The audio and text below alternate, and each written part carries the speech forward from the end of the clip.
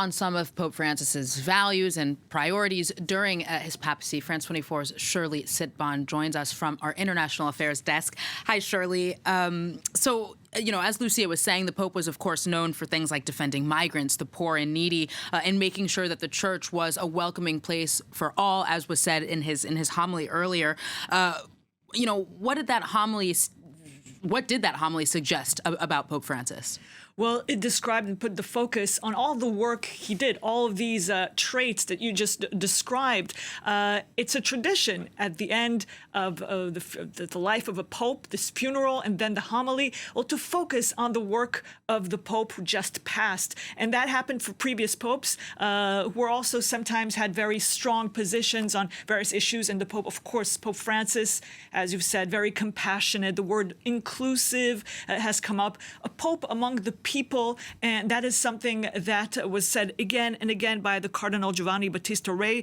The fact that traditionalists, he did not say that. Well, of course, traditionalists were not always very happy and thrilled about the decisions and the reforms he made. But the speech, the homily made today is not necessarily a call for the next pope that will be who will be elected to take the same path. It's possible, but nobody knows. As everyone says again and again, we don't know who will be elected and, well, what their profile even could be. Sometimes experts say that you go from one profile to the opposite profile, from one pope to the next. But yes, that's basically what we've been hearing. But yes, the message of peace, again, the message in favor of migrants, of the poor, opening up. Of course, there was more distance between Pope Francis and the European, the traditional Catholic of the past nations, more getting closer and opening up to not the New World, but to areas where Catholicism has expanded in recent decades. So yes, we'll see if the new Pope takes his line and openness or if he changes. Of course, sometimes very reformist Pope Francis, but not on all issues. Very conservative on some issues, of course. Shirley, the Pope is obviously the focus of the day, but with all these world leaders present, over 50, it's also been the site of informal talks on the sidelines, notably as we saw in those images earlier between Donald Trump and Volodymyr Zelensky. What else can you tell us about that? Yes, that is extremely symbolic for Volodymyr Zelensky, the president of Ukraine, that this meeting would happen today, on the sidelines of the Pope's funeral, Pope Francis, who pushed tirelessly for peace.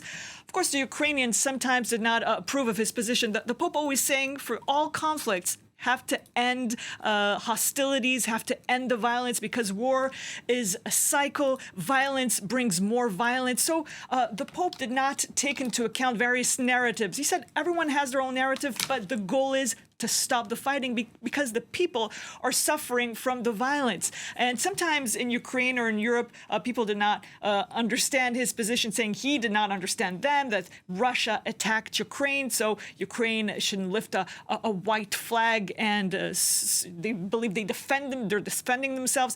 But in the end, the meeting, extremely important meeting, is happening today on the sidelines of this funeral. So yes, the White House saying there was extremely productive meeting about possible end of hostilities, ceasefire, perhaps even peace, with Volodymyr Zelensky all saying the meeting was good and that they talked about unconditional peace. So yes, those talks, we can also notice also that today extremely important talks between the U.S. and Iran, also for peace. The Pope was about peace everywhere, numerous conflicts. But yes, talks between the U.S. and Iran are extremely important. And the fact that they're happening today, such a crucial part of these talks, is also extremely symbolic. Shirley Sitbon, thank you very much.